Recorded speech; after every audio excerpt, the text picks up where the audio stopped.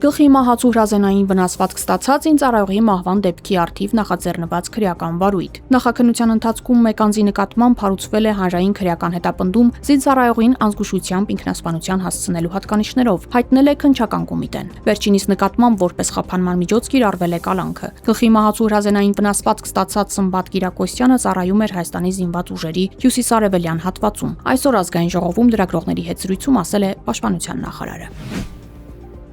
Ադրբեջանական նավթամթերքը Հայաստան ներմուծելու գործընթացն առևտրային գաղտնիք է։ Այս մասին ազգային ժողովում լրագրողների հետ զրույցում ասել է էկոնոմիկայի նախարար Գևորգ Պապոյանը։ Ադրբեջանի նախագահի օգնական Հիկմետ Հաջիևը հայտարարել էր, որ Երևանն ու Բաքուն քննարկում են Ադրբեջանից Հայաստան նավթի եւ նավթամթերքի արտահանման հարցը։ Դեկտեմբերի 8-ին Վրաստանի էկոնոմիկայի եւ կայուն զարգացման նախարարությունը հայտնեց, որ Վրաստանը Թուրքերչի գանձի դեպի Հայաստան-ադրբեջանական նավթամթերքի առաջին տարանցման համար։ Էկոնոմիկայի նախարար Գևորգ Պապոյանը Վրաստանի տարածքով ադրբեջանական վառելիքի անմաքս տարանցումը որակել է որպես խաղաղության գործընթացին նվիրված ժեստ Թբիլիսիի կողմից։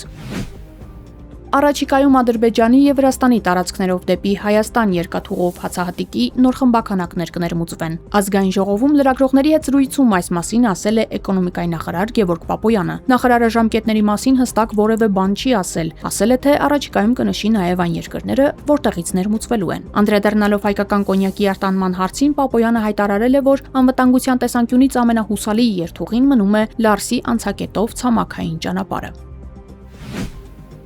Նոա Լեգիա 2-1 ֆուտբոլային հաղթանակից հետո վերնիսաժում տեղի ունեցած անկարգություններից հետո եւս մեկ միջադեպ է տեղի ունեցել երևանյան ռեստորաններից մեկում, ինչի հետևանքով հանրային քրեական հետապնդում է հարուցվել 16 անձի նկատմամբ։ Նրանցից 5-ը Ռուսաստանի Դաշնության քաղաքացիներ են։ Այս մասին Ֆակտոր TV-ի հետ զրույցում նշեց քննչական կոմիտեի մամուլի խոսնակ Կիմա Ավդալյանը։ Հիշեցնենք, որ լեհական մամուլը գրել էր՝ լեհ երկրպագուները հարձակման են ենթարկվել ռուսների կազմակերպված խմբի կողմից։